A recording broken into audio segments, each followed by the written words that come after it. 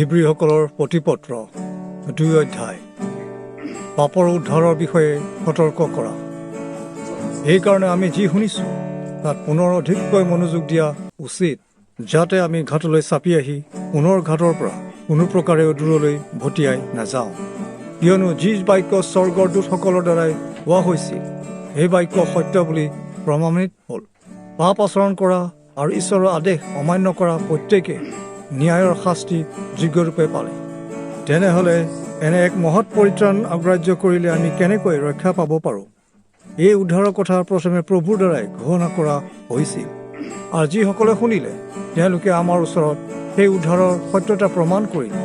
ঈশ্বৰে নানা চিন, অদ্ভুত লক্ষণ, অনেক পৰাক্ৰম কাৰ্য আৰু নিজৰ ইচ্ছা অনুসাৰে পবিত্ৰ আত্মাৰ নানা বৰদানৰ দ্বাৰাই এই বিষয়ে সাক্ষ্য প্ৰদান কৰিলে।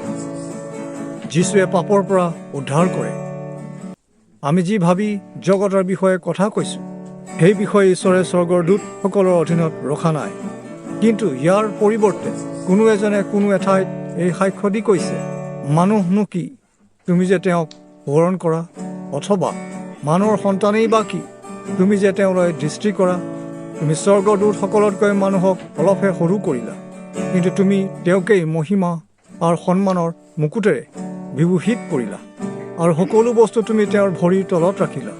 কিয়নো ঈশ্বৰে সকলোকে মানুহৰ অধীন কৰিলে, তেওঁৰ কৃতিত্বৰ বাহিৰত তেওঁ একোৱেই নাৰাখিলে।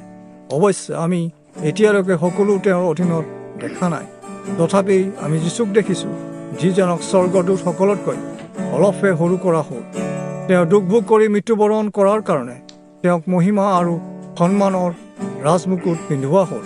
সেয়েহে ঈশ্বৰৰ অনুগ্ৰহত প্ৰত্যেক মানুহৰ বাবে যীশুৱে মৃত্যুৰ আশ্বাদ ল'লে।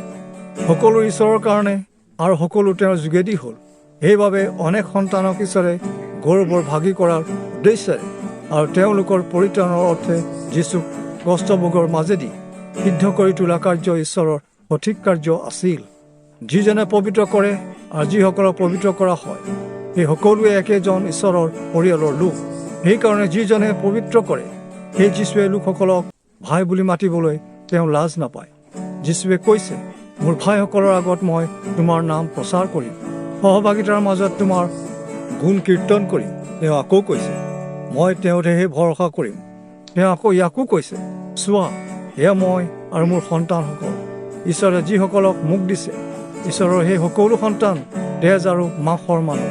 সেয়েহে যীশুৱে নিজেও সেই সন্তানসকলৰ দৰে এই উভয়ৰ সহভাগী হ'ল, যাতে মৃত্যুৰ মাধ্যমেদি মৃত্যুৰ ক্ষমতা যাৰ হাতত আছে, সেই শয়তানক শক্তিহীন কৰিব পাৰে, আৰু মৃত্যুৰ ভয়ত যিসকলে গোটেই জীৱন দাসত্বত কটাইছিল, তেওঁলোকক মুক্ত কৰিব পাৰে।